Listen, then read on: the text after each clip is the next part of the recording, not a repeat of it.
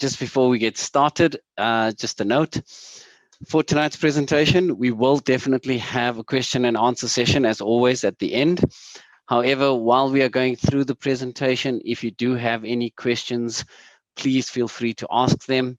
I will then try to answer them while I'm busy doing the presentation. You can do that via the question and answer session on Zoom, or alternatively, you can just post it up in the chat. I have both of them open in front of me. All right. So with that, let's see what we're going to be talking about today. Investing, the key points to investing. We're going to start with just going very, very quickly through trading versus investing. We're going to spend majority of tonight's presentation on strategy and risk. We're going to high level go over research, and I will tell you why shortly, but in the meantime, I might as well actually tell you, we are going to be doing a very in-depth webinar on research and how to go about it, as well as give you some expert advice as to how our research analysts actually do theirs. So we will be having one shortly on that as well. But last but not least, for tonight, we will then go through some tips to when it comes to investing as well. Okay. So with that, let's dive right into things. Now, I know if you've been on my presentations before, you've obviously seen the slide, and it's now going to become, as far as I'm concerned, I'm going to be starting to make this slide pretty much always evident in every webinar that I do. And it's purely because of the fact that everybody needs to start understanding and becoming more and more aware of what trading, investing, and savings is all about. But for tonight, we're going to just focus on the two, trading and investing. And what is the key difference? Again, investing, as always, is a long-term game. It is not about trying to make money very quickly.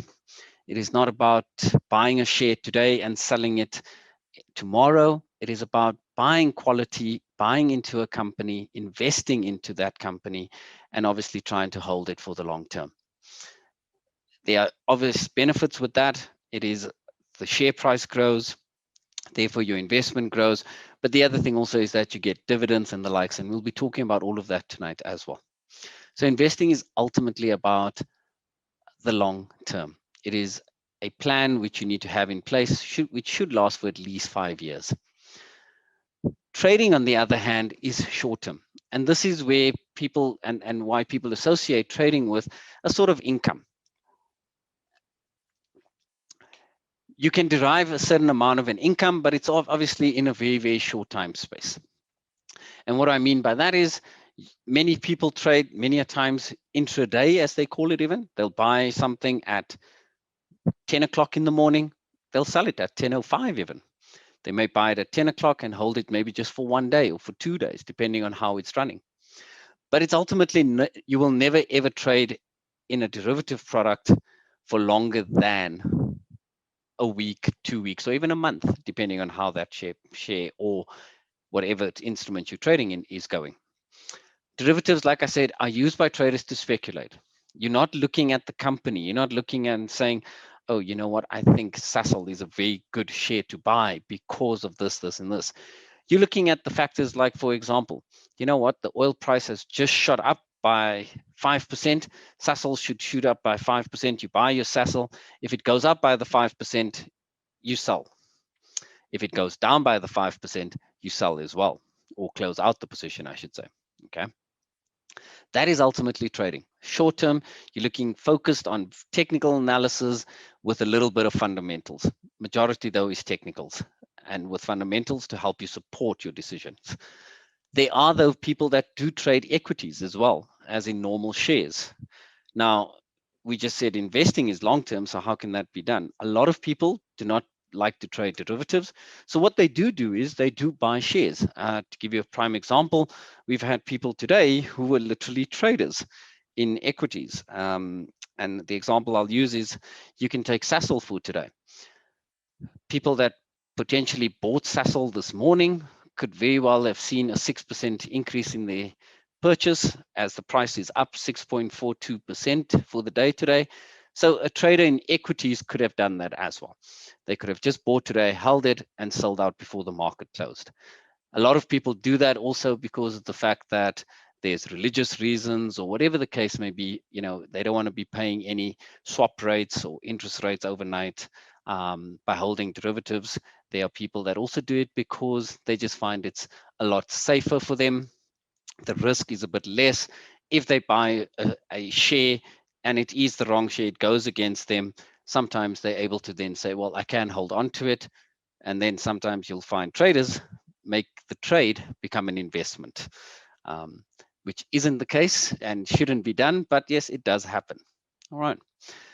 So that's the thing of it. But ultimately for trading, the big thing is the reason why most people trade derivatives is because of the costs.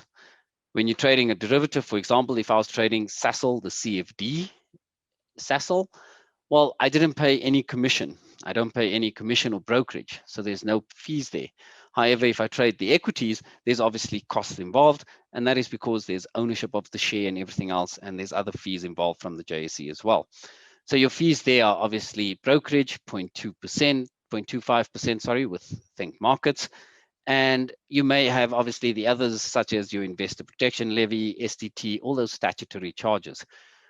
Now, that is important to understand when you're trading. Trading is about trying to keep your costs as low as possible.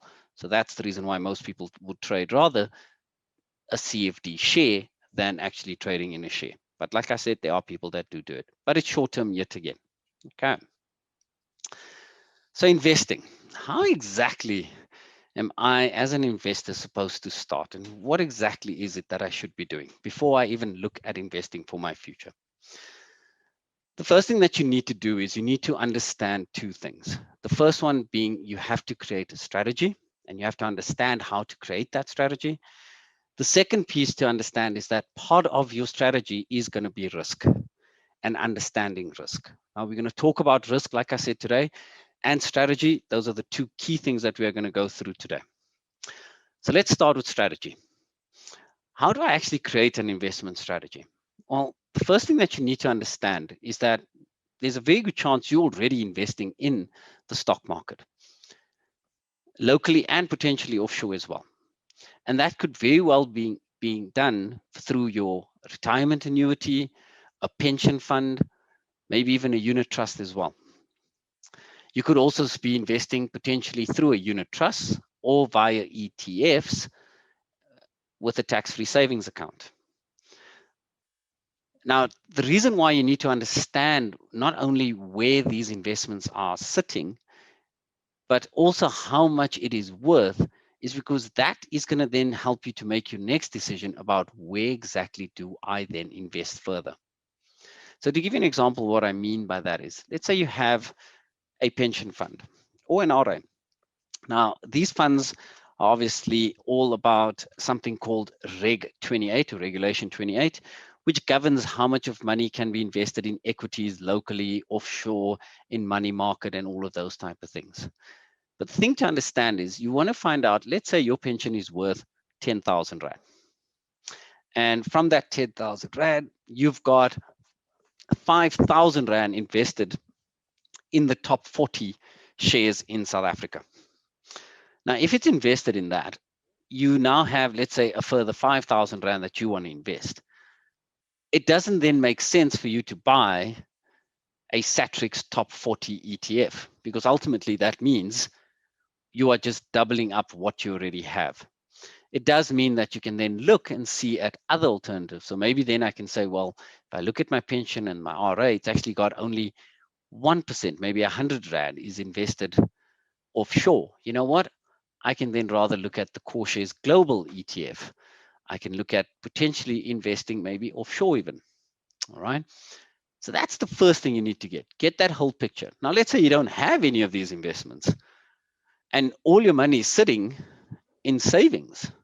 Well, in a fixed deposit and those type of things. I'm going to then bring you back to my previous slide. You obviously, if everything is sitting in this circle over here called savings, it's now time to start looking at the investing side of things. And then you'll be able to now say, well, I need to start investing in the stock market. So now you have a clear understanding of not just what you need to be doing from an investment point of view, but you also now understand where your investments are. What is your actual, believe it or not, you're also now understanding your exposure. So if you were to retire, and let's say your pension fund was all invested in just one share, just argument's sake, you would know that when it came retirement date, and if that share price that year, for whatever reason, took a massive knock, it means that your pension is also going to take a knock. And that's the reason why it's so important to understand this. Okay. Now comes the nice part. This is the part where you actually start now to sit and you start looking at your actual strategy. So you've got an understanding of where your investments are sitting. You've got an understanding now of where the opportunity is for you to invest. It is now about knowing yourself. Now, whenever I've spoken about this, and when I've done many presentations on strategy, the one thing I always say is the following things you have to answer, and you have to answer it honestly. If you lie to yourself here, all you're going to do is then cause yourself to make bad investments. Okay. So first and foremost, what's the intention? Am I investing to get rich quick? Now, obviously, it's a double-edged sword of a question, if I can put it that way. It's got a catch-22. We're obviously investing to get rich. That's the point. We want to create wealth. But it's that word right at the end. Am I investing to get rich quick? That you've got to answer yourself very, very honestly. Are you looking at just hoping to make exceptionally large amounts of money in a very short space of time? And if you are doing that, you are going to cause two problems. Number one, you're going to find that you're going to do something which we call chasing the share price. You're going to say, literally, you're going to look at today, you're going to see Sasol. I just told you that Sasol was up 6.42%. It means tomorrow you're going to go and buy Sasol, not knowing anything about why Sasol was up so much today or anything else. You're just going to buy it. Then when you buy the share, it's always Murphy's Law. Sasol tomorrow will be down 5%. So while it's gone down, what do? You sell that share. And while Sasol was down 5%, you notice that potentially maybe MTN was up another 3% or 5%. You then jump into MTN's bandwagon. Because in your mind, what you've got this thing, I've got to be on the winning side very, because I need to make money quickly. And the scary thing that happens when you start doing that and making those type of decisions because you want to be making money as quick as possible, the only person that gets rich, believe it or not, is your broker. Because all you're doing is just paying fees and fees and fees. You're paying brokerage for all the time that you are churning your investment. And at the end of the day, there's a very good chance you're not going to be making any money out of it. So if you want to try and make money as quickly as possible, then understand that you are happy to take on huge amounts of risk, but then I would suggest rather looking at trading in derivatives. Right. However, if that question is no, if the answer to that question is no, then you are now looking at investing. That's the first one. The next thing is, what is your risk profile and risk tolerance? Now, this is a very, very psychological question as well as a real life question. Now, what do I mean by that is, the question is, from a psychological point of view, how hard are you on yourself? Are you the type of person, and some of us are, some of us aren't, but how hard are you on yourself? If you were to invest into something today and suddenly the next day that share price were to plummet by 20%, how would that make you feel? For many of us, maybe it'll just make us feel a bit nauseous to think, how did I make such a mistake and that type of thing. But for somebody, it may be something which could literally lead to quite devastating consequences. You could actually really and truly guilt trip yourself and, do anything, out of the ordinary against yourself. And it's not something that we always say is wrong, but at the end of the day, you've got to understand that about you. You've got to know what type of a risk you are willing to take. And we're going to talk about risk just now, and we're going to talk about how you actually avoid not avoid risk, but how do you actually reduce your risk so that you're a bit more comfortable. But risk profile and risk tolerance is about that. The risk profile is about, when we say your real life type of scenarios, is where are you in your life? What stage of life are you at? Which will answer what risk you can really take. if you are young, if you're just starting out your career in your early 20s, it means that you can afford to take on a lot higher risk. It means that you don't have to be looking at just steady growth shares, that's going to give you at least a 10% return every year. But you can take a bit of risk. You can take a risk on maybe buying a penny stock share. Somebody may have told you about a penny stock share out there that has the potential to grow very well, and you've researched it and you found that it's a good opportunity. You can afford to take those risks. You've got time on your side, your income, obviously, as you grow older and as you move up in your career, obviously that will increase as well. So if you're at that young stage, then yes, and you at 20,000 Rand you wanted to invest, you could take the whole 20,000, invest it right now in a penny stock share. You could take it and even do 50% of it and put it into trading. I see there's two people I know. Unfortunately, yes, South Africa has been plagued with load shedding, and some have a bit of network issues, obviously. Yes, this recording will be made available to you. In fact, the minute the presentation is done, you'll actually get a link to the recording on Zoom, but we'll also make sure that we put this up on our YouTube videos as well. Okay. The next thing is married with children, we say, and that's my stage. When I look at myself, I know that I've got to worry about quite a few things. I've got to be very careful with my money.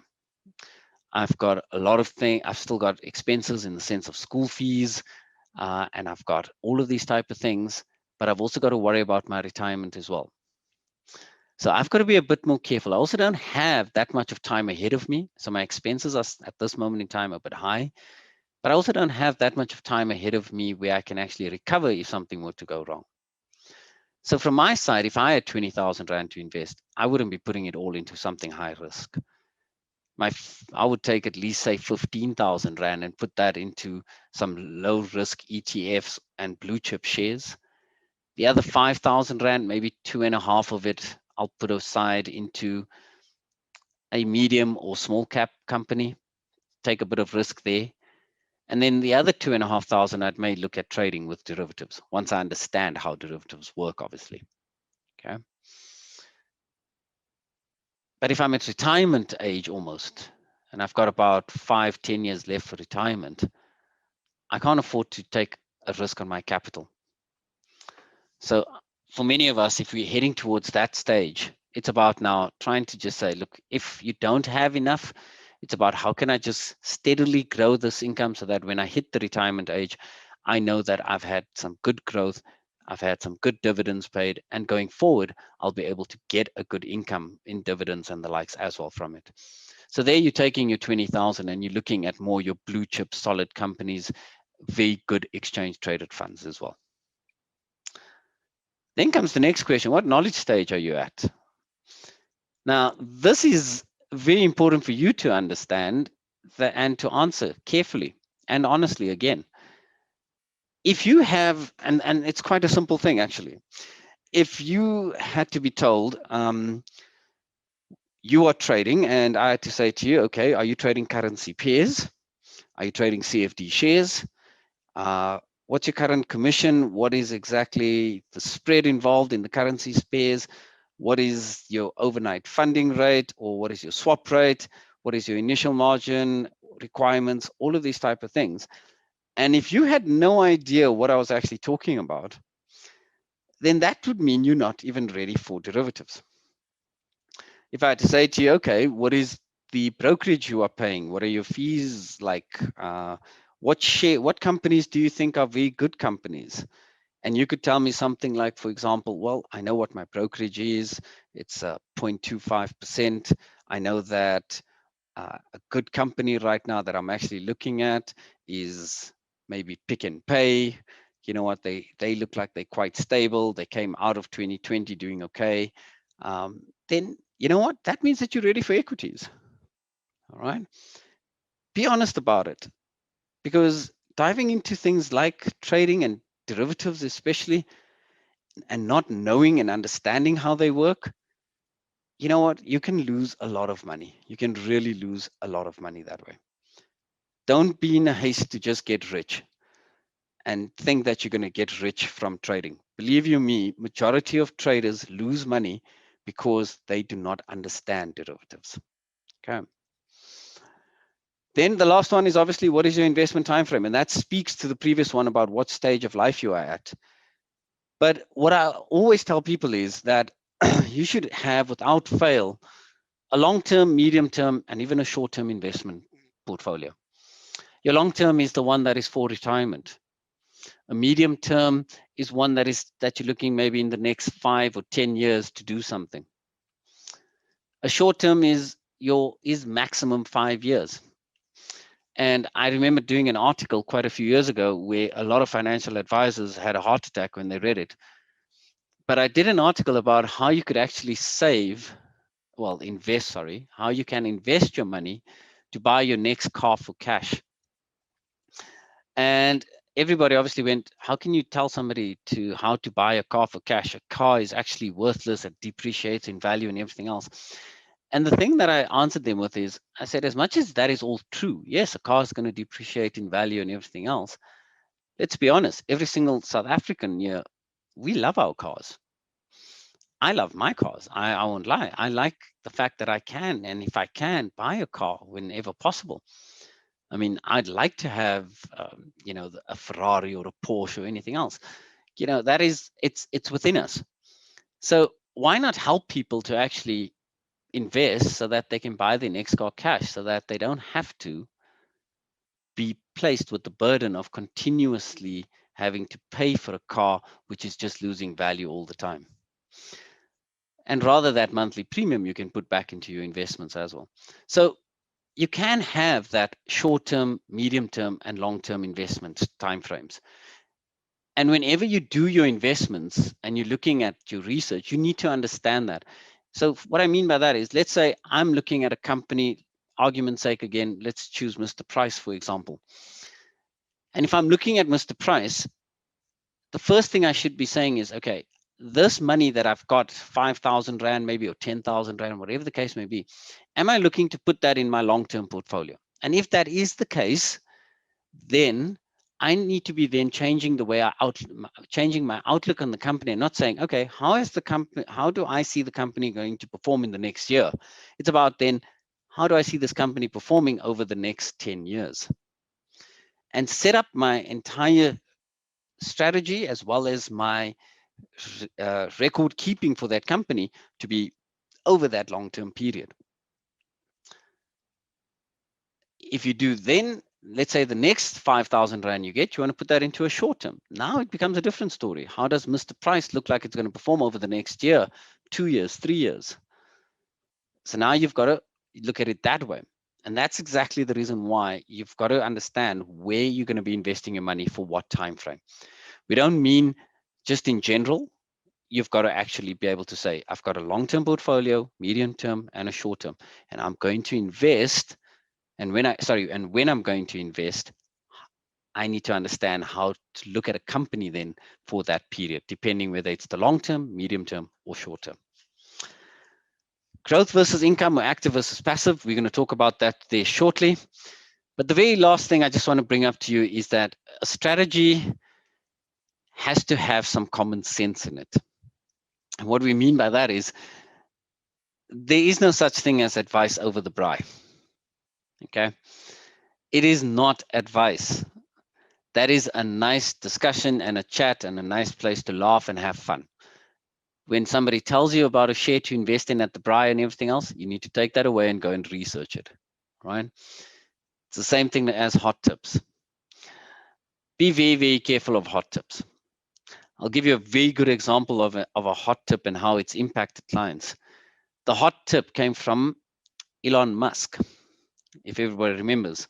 According to him, Bitcoin was the best thing ever, and we should all be piling into Bitcoin. Bitcoin's price shot up. Then Mr. Musk said, well, no, not really. I don't think it's the right thing. And you can no longer buy a car with Bitcoin. Well, that thing just plummeted again. People like that who have massive influences and the likes, by the time they are speaking, what you're going to find is that either the share price has already gone up, or the share price has already factored in what they're about to say sometimes. Sometimes it hasn't, like in his case. But you've got to then be so careful, because when they do decide to change their opinion, you're going to be on the wrong side and you could end up losing and getting hurt very, very badly. Hot tips, like I say, maybe traders like it, but from an investment point of view, always make sure you research whatever somebody tells you. Okay. The very last line there in bold in red, it says, being able to master risk is being able to master the markets.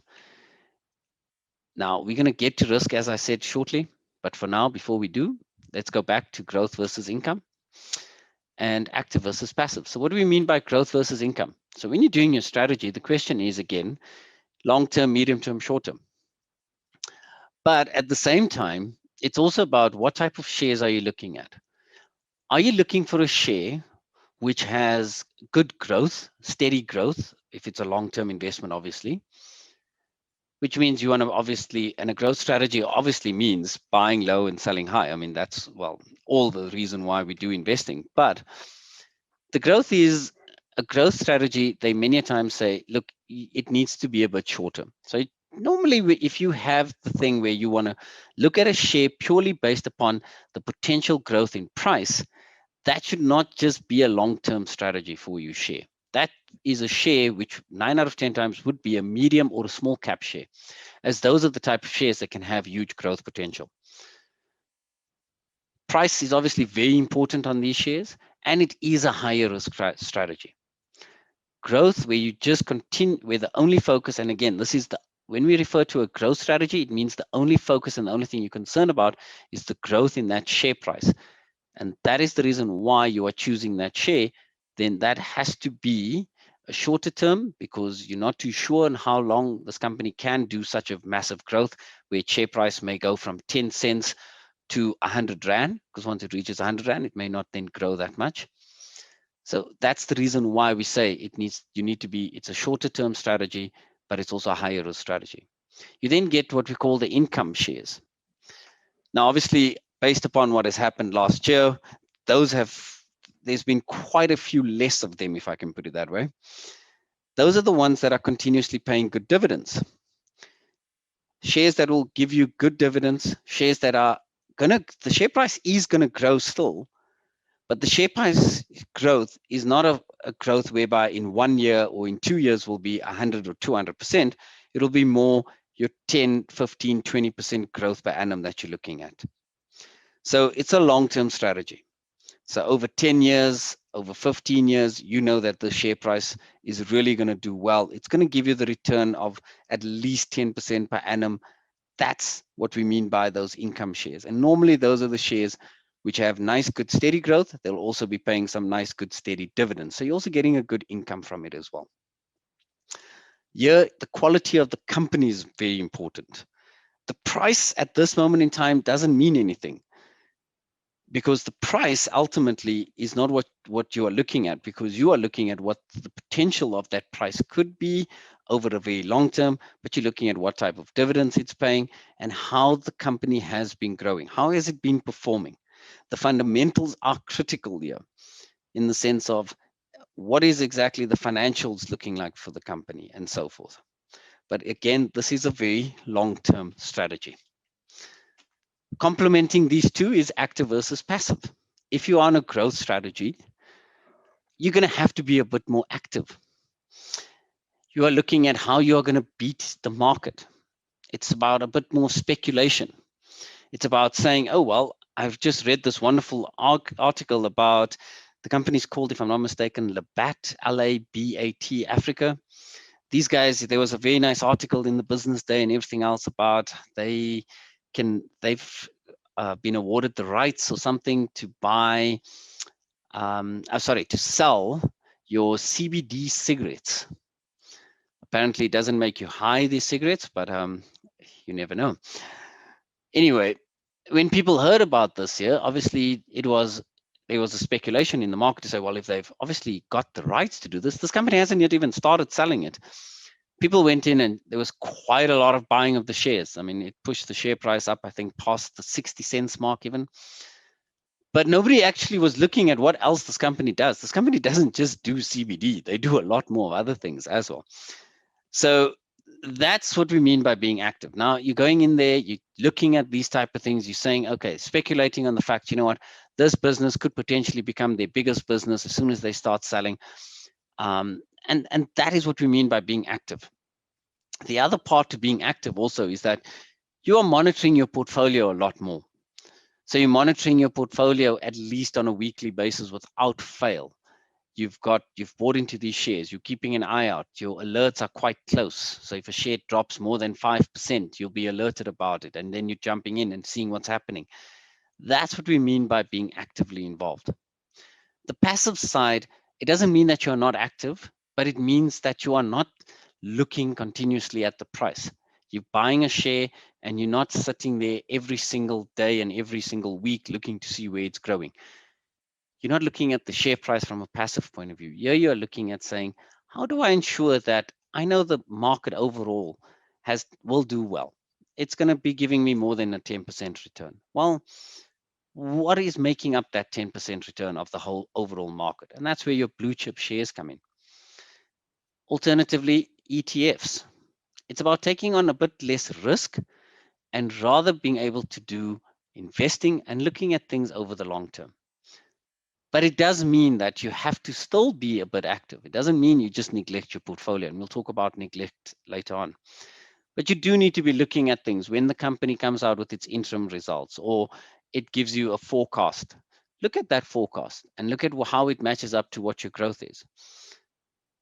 If you've got a share that you've expected the company that you've got invested in, if you're expecting its revenue to grow by, let's say, 5% or 6% per annum, you expect the dividend to increase by maybe 10% per annum, whatever the case may be. When they come out with their results, interim or whatever it may be, or their forecasted results, have a look and see how that matches up to what you have projected. Okay.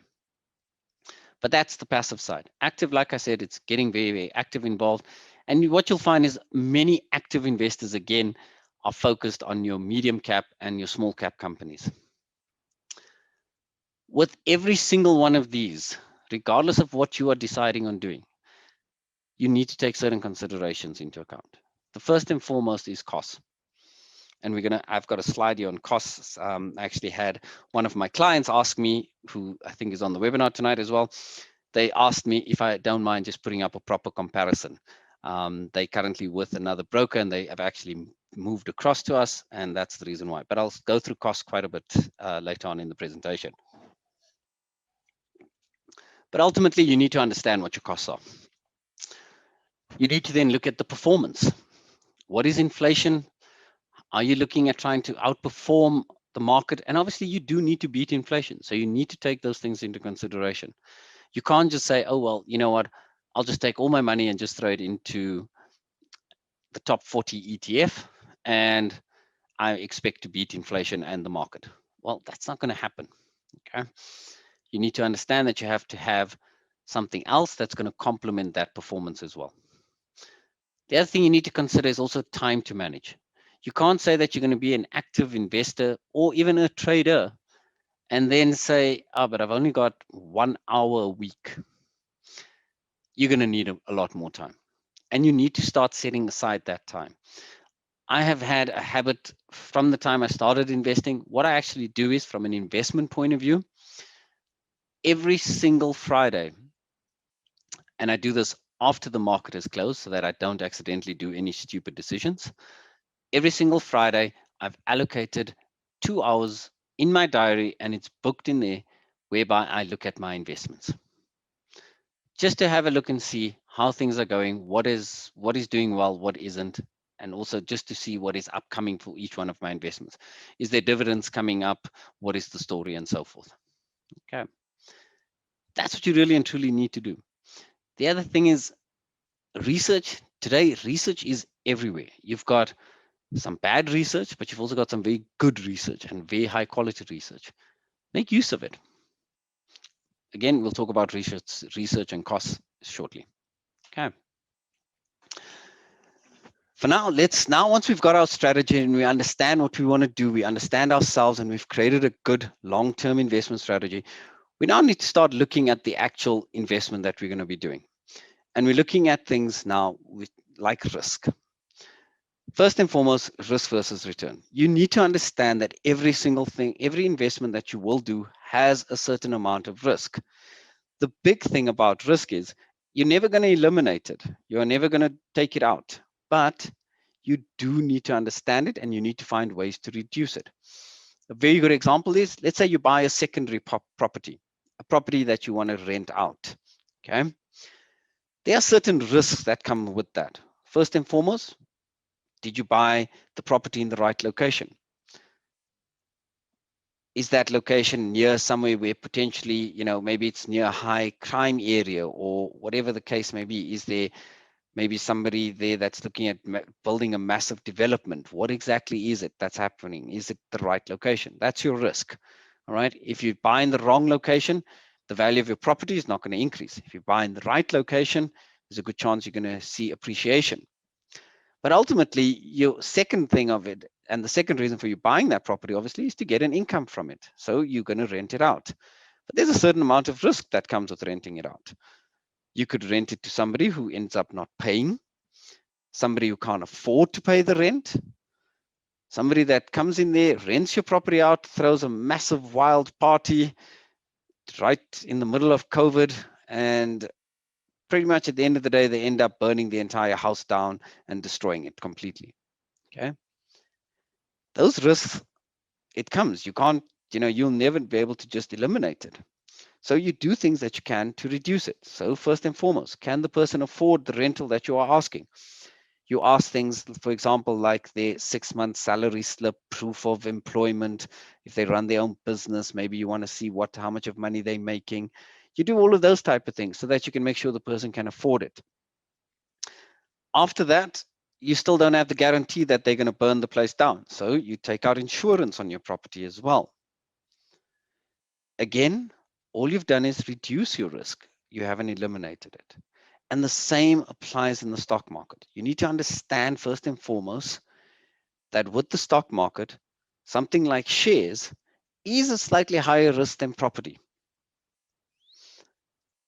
But because of that, you also then want a better return. If you've got a property, you're expecting potentially a rental income of about 10% maybe of the property value per annum. With the stock market, you're going to be wanting to say, I think I'm going to need a bit more than that. If I'm putting down quite a bit of money here, I think I'd like about at least 11, 12%. But you need to be realistic. You can't say, no, I expect 100% return. Okay. But that's what we're trying to say. If you're going to be taking on more risk, you need to also understand that your return needs to be higher. And that's generally the case with risk and return. The higher the risk, the better the return. Okay. When it comes to the stock market, you have also certain things in the stock market which have different types of risk. And what we mean by that is there are different companies that are lower risk, and there are certain companies with a higher risk. We talk about the blue chip companies, your medium cap companies, pretty much on a slightly lower risk than in comparison to small cap companies. If you were to buy an ETF, for example, that would be pretty much in the same risk factor as around about your blue chip, in fact, maybe even lower. So therefore, if you're investing in those type of companies, have a realistic return expectation. Understand that if you're investing in a blue chip company or in a ETF, you're not going to end up getting growth per annum of 40%, 50%. It's going to be good, steady growth. And it should always be above inflation as well. But that risk, you need to also put into context. You need to understand, how long am I going to be investing for? What is my risk appetite, my duration, nature of investment instruments? We've got to understand the risk of each one of those investments, and we've got to be able to say to people, you got to say to yourself, look, I am happy with the risk I'm taking, and I'm happy to actually get my return of 10%, 12% per annum, whatever the case may be. Or I'm actually wanting to take on more risk, and therefore I'm expecting 20% return. But you've got to firstly understand that always start rather low risk, and you can increase it slightly as you go on, especially if you're just starting out. If you're new to investing, start rather with your exchange traded funds and your blue chip companies. Start understanding how the stock market works and how investing works. Rather keep your risk low, and then you can always increase it as you go on. Don't be in a rush. Take your time. You'll be rewarded in the long run. Okay. But like we said, risk, it's about managing it. You've got to understand it in order to manage it. So what are the risks when it comes to the stock market? The first one we talk about is we've got business risk. And there we're referring to whether or not a company, because remember, when it comes to investing, you're not investing in the share price, you're investing in the company. So there we're looking at the business risk. Does it have adequate cash flow to meet its operating expenses? It's a simple question. Is the company making enough money to pay its debt? The next thing you want to look at is your financial risk. Adequate cash flow to meet financial obligations. Liquidity risk is the next one. The risk stemming from the lack of marketability of an investment that cannot be bought or sold. Now, what do we mean by that? Liquidity risk, you will find this mostly applies to when we refer to our medium and small cap shares, your penny shares. There aren't that many people that are willing to buy it or sell it. So what that means is that, let's say you hold 100 shares in the company like we spoke about earlier, Labat, and you want to sell it tomorrow. You bought it at, say, 60 cents and you want to sell it. Well, you may only be able to sell those 100 shares. You might only be able to sell 10 today, and that may be at 30 cents. Tomorrow, you may be able to sell another 10, maybe at 35, and so forth. So liquidity is a very important thing to understand. You'll find, obviously, when you look at something like Naspers, there's mass amounts of liquidity because it's a very large company, it's stable, and there's a huge amounts of shares that are in issue, and people are continuously buying and selling it. So you've got to understand that, and you've got to be able to take that risk into account. So when you're buying a penny share and you buy it today for 10 cents, don't expect that you're going to be able to sell it tomorrow for 10 cents. It's going to have a problem with liquidity because there aren't that many people looking at it. Okay. Then comes things like exchange rate risk. Well, exchange rate risk, as we've seen, we've had a rand go from 20 to 13 to 14, and now below that, and so forth. You need to, now this doesn't mean that you need to worry about the USD ZAR or the GBP ZAR or whatever the case may be. The exchange rate risk we're talking about here is, where is the company you investing in making money from? Because it's going to impact it. And I always use the example of MTN. Today, but before we even get to that example, today, if you look at every single company listed on the JSE, they all have international exposure. The question is how much of international exposure they have. So let's take MTN as the example. Where does MTN make most of its money? If it made most, let's say 90% of its income here in South Africa, well, then I'm not really worried about the exchange rate risk so much. But unfortunately, MTN makes majority of its money outside of South Africa. In fact, its largest income comes from Nigeria. And it's also, remember, in Iran, and it's also in all these other different countries as well. So the exchange rate does cause an impact to its actual revenue, because now MTN, I'm investing in MTN here in South Africa. So MTN will declare its results to me in rands. So if it's exchange rate between South Africa, Nigeria, Iran, or whatever the case may be, if that weakens or strengthens, how does that impact its actual results? Because that's also going to impact me when it comes to time of dividend payments, share growth, and all of that as well, because ultimately the company may not then be making as much money as it should. That's what we need to understand about exchange rate risk. You can't do anything about it because unfortunately you do not have trillions of dollars to impact the exchange rate. But by keeping an eye on it, you're going to understand also what is upcoming for you with regards to your investment in the future. If MTN is going to be releasing results at the end of June, you can already start seeing where the exchange rate is. And by the way, with Think Markets, you can actually get the exchange rate on your equities account even. You can even set alerts for it, and you can monitor it that way. But you're not going to be able to do anything about it, but you need to understand it. So at the end of June, let's say MTN is releasing its interim results, you know already, well, the interim results could very well be impacted by the exchange rate.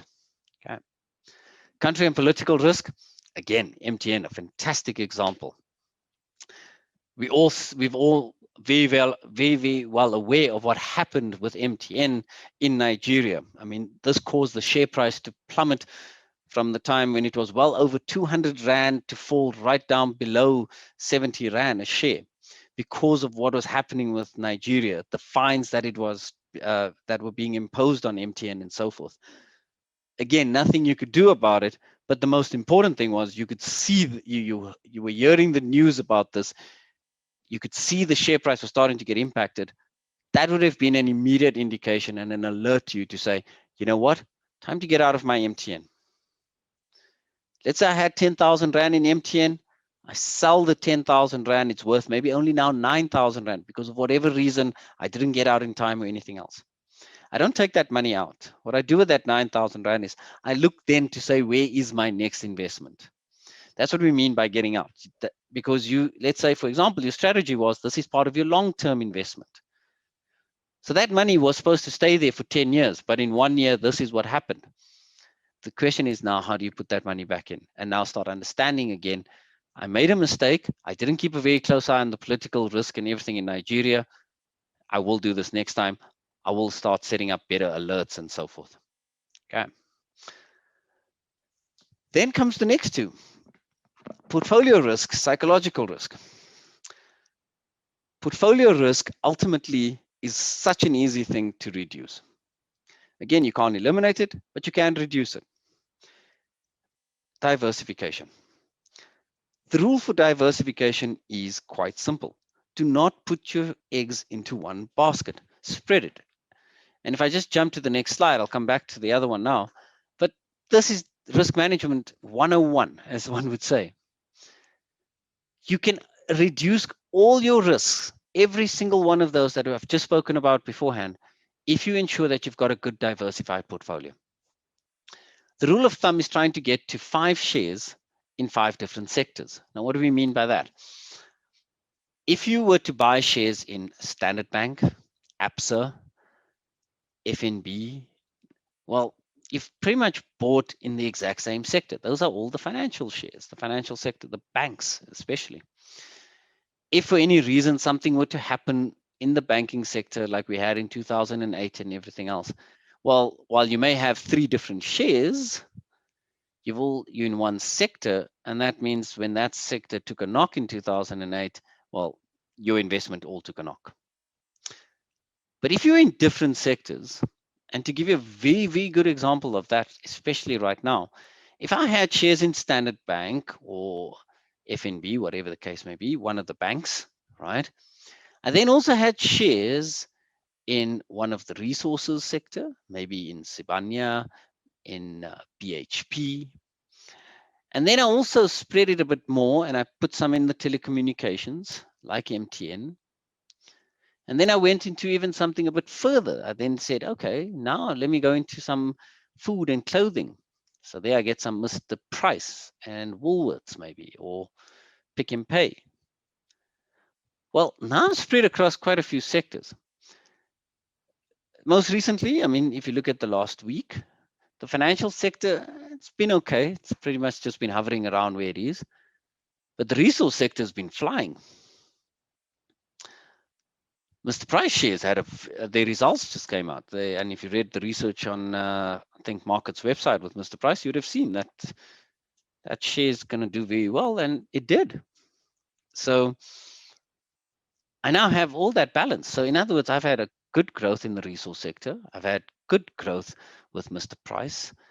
Woolies, it's been okay. Maybe you'd rather chose Pick and Pay. It's been doing quite good as well. But now you've got a nice diversified part. So even though if the banks, anything were to happen and plummet, at that time, when everybody says, normally what people will do is, and especially big investors, hedge funds and the likes, if the banks are falling, they'll move into something else. Suddenly the price of gold and platinum is moving, which has a very nice impact on our gold and platinum shares companies. And that's the reason why we say diversification is so important. If one is going down, you'll find without fail another's going up. The only time this rule does not apply is obviously when you look at the year 2020, when there was a complete pandemic. It's one of the strangest things. Myself and another colleague, which a lot of people here will know, Simon, we used to always have the discussion and tell people way before, is always try and look at the defensive shares. Your defensive shares normally do very well through even bad economic times. They'll be more stable. And defensive shares, we refer to there, the tobacco and the alcohol shares. Well, 2020, that just proved the entire theory wrong. Obviously, an alcohol and cigarette ban did impact that quite a bit. But yeah, it didn't matter where you invested at that point in time, it would have taken a knock. So, but the recovery has been quite phenomenal. And that is the reason why we say keep the diversification always, because one may fall, the other will gain. Sometimes they all gain. Okay.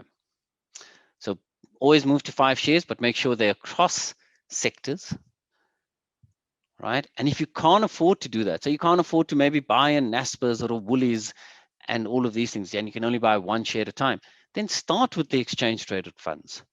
Get your exchange traded funds investments up, and then you can start moving into the shares slowly but surely. So they're diversifying as well. Okay. Psychological risk, yes, we've spoken about it. It's a question of your tolerance. How much can you handle? What is it that you mentally can cope with? And also remember, you've got a family as well. So you've got that pressure as well. For me, if I were to have, like I said, the 20,000 Rand, I invested 15 and the other 2.5 was in different things. If I lost that 5,000 Rand on the high risk side, I'll be okay. I know my 15 is growing well. But if I had to lose that 15,000 Rand as well, yeah, how am I going to handle that? And that psychological risk you got to be careful of. If you're not the type of person that can handle that type of a loss, then make sure that you go into something very low risk. Okay. The next thing that we're just going to jump into is neglect. And with neglect, one of the biggest problems that we have in our industry is clients like to take their money, invest it in unit trusts, throw it into their ARA and their pension fund, and they have no idea how it's doing or where exactly the money is. Then when it comes at time to retire and they want to look at it, and suddenly the pension fund has been eaten up by all the fees, or the person invested it incorrectly. And then you look at your own investment, which you've done in investment in certain shares, and you go, oh, wait a minute, I invested in the wrong share. Never, ever neglect your portfolio. Like I said, I just have 2 hours a week where I look at both my long-term, my medium-term, and my short-term portfolio. I can split that up. I can actually say, you know what, I'll do 30 minutes every day. Just have a look and see. That's all it really takes. There's not much time there. But if you do look after it and you don't neglect it, you know you're going to get rewarded in the long term. Cost is going to be the last thing we're going to be talking about, which is coming up shortly. Okay. But like I said, neglect, this is the other part of it. Biggest risk is not investing. We lose out. I always use the famous line of Warren Buffett. Warren Buffett said he started investing at the age of 11, but he started late. He didn't mean that he started late. What he meant was he had missed 11 years before that of growth. Okay. And what he's trying to say is that's the reason why. Stop procrastinating. Start getting your investments going. It doesn't mean that you have a little bit to invest of 1,000, 2,000, or 3,000 Rand that you can't invest it. Do it. If you need to put 3,000 Rand a month or 1,000 Rand every single month aside for your investments, right? But start doing it now, because this is the opportunities you're missing out on. Research. As I said, we are going to spend a lot of time on research, and we're going to spend this time in a full webinar covering just research. But one thing I just want to tell everybody out there, please, whether you're a client of Think Markets or not, please go and spend some time. Every single Monday, we send out a Monday Bullseye, which is a review of the week ahead as well. We also, without fail, do every single Wednesday, you will get research out there about a share. If there's a share that is also going to be with results coming out or results have come out, it's there. And it is exceptionally good, high quality research. The team here at Think Markets really do spend a lot of time on research. We also put, if you're in trading, we give you a lot of commentary out there. We do live market analysis. You follow us on Twitter. You can follow us on LinkedIn even. Go and have a look and actually see, you'll see without fail, especially for traders, every single day, we are giving you some sort of information out there. And it is quality information that you are getting, right? But ultimately, when we talk about research, this is just the key points to note. Start with the names you know and trust so that it doesn't take you that much of time. Ask the simple questions. Do you do business with them? What are their general long-term prospects? Is Woolies going to close tomorrow? Is Pick n Pay shutting down stores? Do they have good leadership? What is their financial strength? And the most important thing, buy the company, not the share.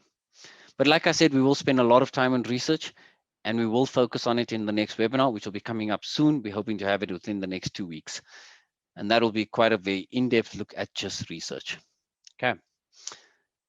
By the way, in that research, yes, we will be talking about technical analysis and fundamental analysis. But again, just very quickly, technicals, we're looking at charts, short-term trading. Fundamentals is analysis of a company, long-term, looking at their financial statements, how they're doing, what they're doing, what is the potential that they have for growth, for dividends, and those type of things. Okay. The one rule that I do want to just highlight with you is do your own research. You never ever buy or sell a share because of just one thing. You do not buy or sell a share because somebody told you to do it. That is not the reason why you buy or sell a share. You buy or sell a share based upon proper research. Okay. Investment tips, and then we're going to close off with costs. The most important thing today is have an investment strategy. Understand the risks with it, understand the types of risks that you can take, understand what is your investment strategy and stick to it. Like I said, it doesn't matter if you invest in MTN at 200 Rand and it suddenly falls, make sure you get out, set up alerts, make a decision then to go out. Don't let it be just one decision because the price just suddenly fell. You don't know why. You need to know why and then make a decision. Close, you can get out, but at the same time, remember, this is a long-term investment that you decided. So 10,000 Rand, maybe it's just 9,000 Rand, but that 9,000 Rand has to go back in. Start your research, look at an alternative. Maybe you just go from MTN and you switch it into Vodacom. That could be even something as well, but make sure you have good reasons for that. If it's long-term and you're in there for 10 years, stick to the 10 years. Like I say, you don't need to stick with that company for 10 years, but your investment needs to be there for 10 years. Diversification is key. If you can't do the 5 shares, like we said, in 5 different sectors, start out with the ETFs and then move to shares. Remember, the most important rule is that you're investing in a company, not the share. And what we mean by that is, if it's a long-term investment, if you're on an income strategy or passive strategy, you're investing in the company. The share price is not important. Yes, there will be growth if the company is of a good quality. Stop churning your investments. It literally speaks to the fact of don't chase a share price. Stop buying and selling. Make sure that you understand why you are buying, understand why you are selling. Never have just one reason. Like we've spoken about, acting on tips and sound bites, avoid it. Paying too much in fees and commissions. We're going to talk about that quickly in our closing. Decision making by tax avoidance. Yeah, this is a tough one. I've had many people say to me, oh no, you know what, I'd rather put my money in this RA because I get tax back. Yeah, but the RA is costing you more in fees than what you're actually getting back in your tax. So why don't you rather just invest it yourself and save? You're actually saving money. That's what we mean by avoiding, by making a decision on with regards to tax. My rule of thumb is, if you're going to make money, unfortunately, you're going to pay tax. How much? That you need to speak to your tax advisor. I'm not a tax advisor. but understand that there will be taxes. I always tell people that. Okay. Set realistic expectations. When you buy and you invest in a share, understand that you are setting realistic expectations. If you're buying in Naspers, don't expect Naspers to grow by 50% in a year. Be realistic about it. Okay. Never neglect your investments. Know your real tolerance for risk, and never ever average down. This is one of the best things, which is actually more for traders, I always say. I buy the share at 100 Rand, it falls to 90 Rand. Then I buy the share at 90 Rand. So let's say I've got now 2 shares. So my average share price is 95 Rand. I'm only losing 5 Rand. Not bad.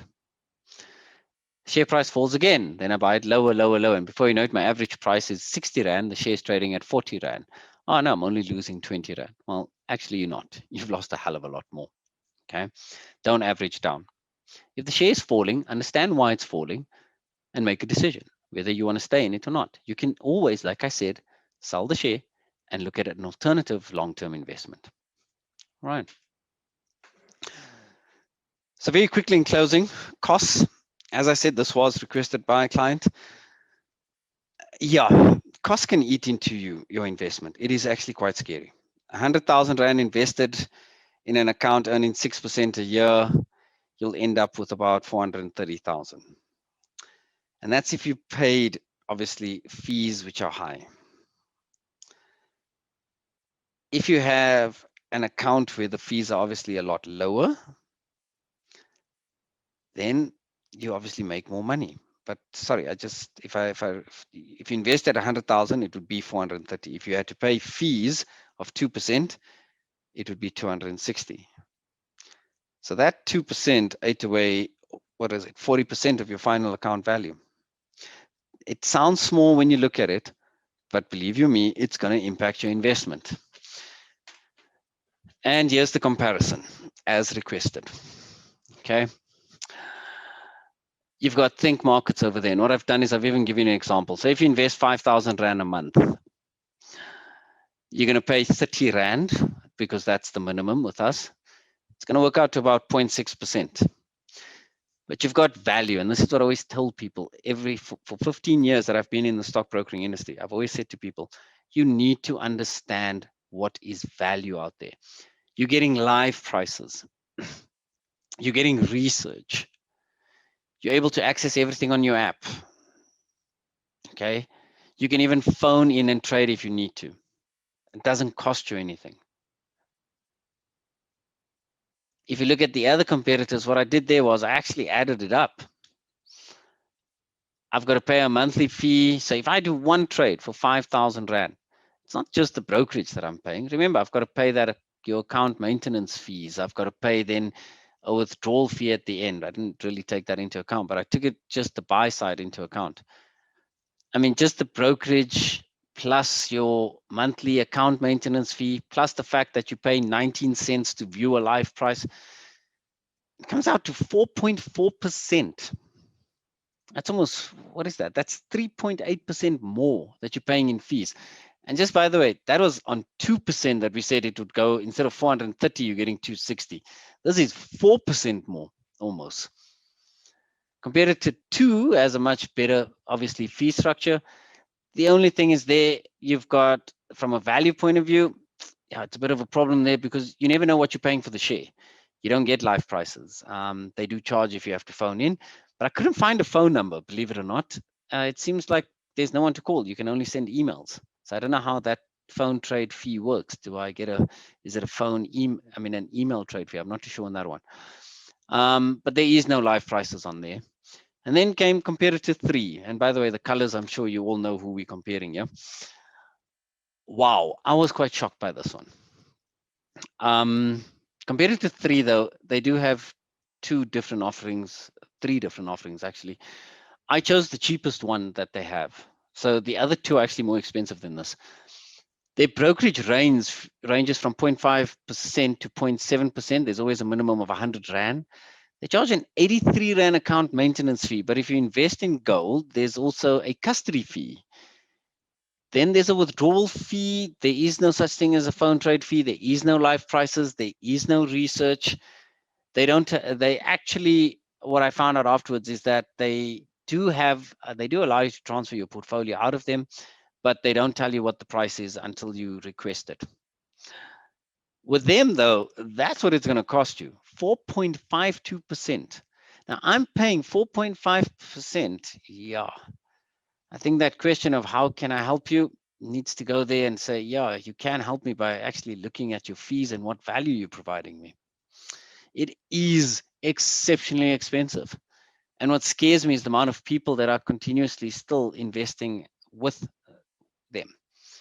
We can't be paying these type of fees. It's just not right. It's actually ridiculous, to be very honest with you, because I can tell you right now that there is huge amounts of profit that are being made there. And you know what? You as an investor, you're not benefiting. And I can't understand how you are still with these people and with these companies and still investing there when you're paying these type of fees. These fees, I mean, if I were to tell you right now, you are getting charged more than a person who invests R1 million with a broker who then says, okay, you know what, I'm going to charge you a monthly management fee and so forth, an advisory fee. These fees, if I look at the two, compare it to one and compare it to three, that fee is almost double what you are being charged for your RA or pension fund. And they are quite huge in the market. The scary thing is that most people don't realize it because most people actually don't do this calculation. But there you go. I've done it. I've just said, that's it. I won't lie to you. If I look at everybody, compare it to one, yes, they've been around for very, very long, done fantastically well, a lot of value in their business and that but it is becoming more expensive. Compared it to three, on the other hand, honestly, there is zero value there. There's no live prices. You have no idea what you're paying for the share. So you don't know the price you're getting. You don't even get research. There's no education. There's no webinars like the ones we're doing now. There's zero education there whatsoever. Please look at the fees that you are paying. Understand that. And like I said, I mean, this is just the 5,000 Rand a month. Imagine if it was more, what you'd be paying. And if it was less, the percentage obviously increases as well. Okay. So just to summarize, please make sure that you have a good strategy. Be confident in your strategy. If you're looking for steady income with low risk, you may want to consider investing in nice income stocks with good steady growth or ETFs. But if you're wanting for the big payoff, as they call it, remember it's higher risk. You may not get that payoff because a penny stock share can go from 10 cents to zero, but it can go from 10 cents to 100 Rand. So make sure you do the proper research before you do it. And like I said, the next webinar is on research, and we're going to go through how to, and quite in depth, how we actually do it as well. Okay. While we go through the next slides, are there any questions? I know I've gone a bit over time here, but if you have any questions, please feel free. You can put it through. I will then start taking some questions. But while that is coming through, you can have a look at the next two slides with regards to what we offer at Think Markets. We have a fantastic brokerage rate, which is 0.25%. There's no hidden charges. We've got a very good, safe and secure platform. Webinars like this, as soon as COVID is finished, we hope to obviously be able to offer you all live presentations as well. You guys can come through and get some free food and everything else there, hopefully. But yeah, that'll be coming. But we're continuing with our free educational webinars. The research is amazing. You get detailed fundamental analysis, free live prices. It's a live price snapshot. You've got service available to you throughout the market opening times, as well as international service available 24/7 as well. So I actually have no idea what else to tell you, but except for the fact is, open an account, and it's very, very simple. You can download the app. It's called Think Trader. From the app, you can actually enter in all your details. We'll try and do an e-verification. If we can't, then just upload your documents. Once your documents and everything uploaded, you have to transfer your funds to us. We have a secure client trust account, completely separate. So all your money is kept very, very safe. And you transfer the money to that. As soon as the money is allocated, you can go ahead and place a trade. And it's very, very simple, as the pictures here show you. That's actually the button you press. If you press anywhere on that last price under that heading, if you click on that, it'll take you to that trade screen. and you can put in at market orders, limit orders. You can put in the price, obviously. If it's a limit price, you can decide if you want to buy the number of shares or value. You can say, no, I only want to buy for 10,000 Rand. We'll do the calculations for you as well. Okay. All right. Are there any questions? I've not seen any come through. It's been very, very quiet. I hope I haven't overwhelmed anybody with that.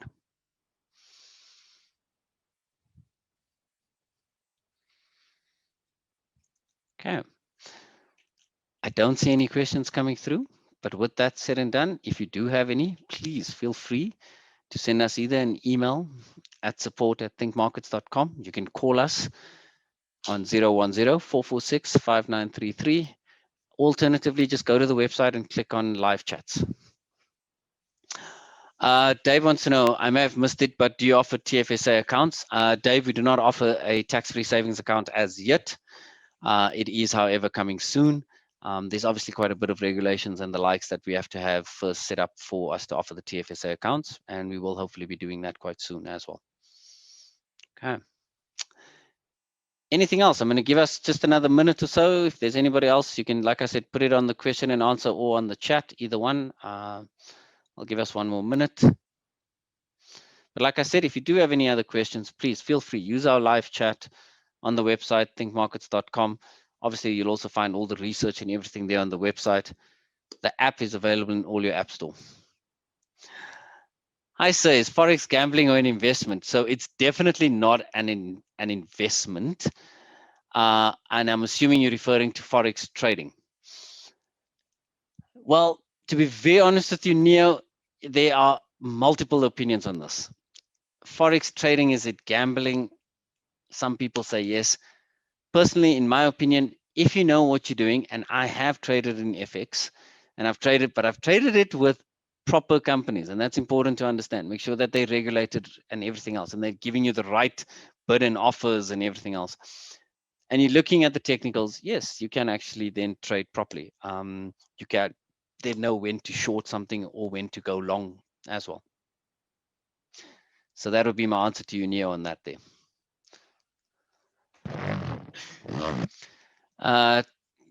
Tammy wants to know, what is the cost in transferring portfolio from a competitor to yourself, and is it worthwhile? I'm not going to be able to answer that to you because we don't charge anything. We're the only broker, by the way, in South Africa who does not charge for transfers in or for transfers out. Okay. However, your broker will charge, and that will be dependent on the holdings. So they normally charge you a fee of about 150 Rand per holding. So if I hold 10 shares in Sasol and 10 shares in maybe Satrix 40, they'll charge me 110 Rand for each. What I always say to people is work it out. It may be actually cheaper for you to sell those shares and then transfer the cash and then buy the shares with us, or maybe you want to transfer the portfolio. Look at it, but there's always a time delay as well with that. It actually can take quite long because your broker has to transfer those shares to us. And once they've done that, it can take up to 7 to 14 working days. Okay. Dave says, if competitor one has dark blue is its primary logo color, then the brokerage is... No, Dave, actually, yeah, the one you're referring to, it's actually 0.5. They do offer a reduced brokerage depending on your trading. But yeah, even at 0.4, you're still paying double. Almost double. Cool. Right.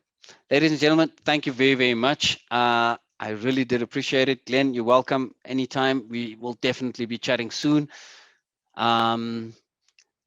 Okay, sorry, Neo asked a very good question, and I think I actually do want to answer it, and then I'll close it. He wants to know, how do I know if a broker is legit? First and foremost, every single stockbroker, if it's just an FX broker, yeah, just if they're just offering FX trading, I always say to people, that's already a first sign. Think about it carefully. We are a full online broker. We are not an FX broker. We offer every single product from trading and investing. We are also fully registered with the FSCA, And the other thing I always say to people is, yeah, a lot of these companies say they're registered with the FSCA. What I always do is look under, if you go to the FSCA's website and you look under their license and registrations, type in their name, see what comes up. But you'll also see they'll have representatives. Click on that representatives, because a KI and compliance officer is compulsory. Click on the representatives, see if they have any phase representatives. If they do have phase representatives, that's a very, very good sign that the company has got people who are skilled to help you, and they are skilled to help you in trading and investing. Okay. Otherwise, it's normally they just have salespeople, so that's why they don't have them registered as phase representatives. Okay. That's the only thing I can tell you right now, Neo, but they do need to be registered. And look at their reputation. I mean, you'll find very quickly the bad ones out there as well. I can tell you one thing: we are completely compliant, registered FSP. We have a proper office. You're more than welcome to join us here whenever you want to, if you can, for a cup of coffee. Obviously, COVID protocols do apply, but yeah, we're properly established here in South Africa and worldwide. Okay. Ladies and gentlemen, thank you very, very much for your time. I really do appreciate it. And like I said, we'll be chatting real soon with the next presentation.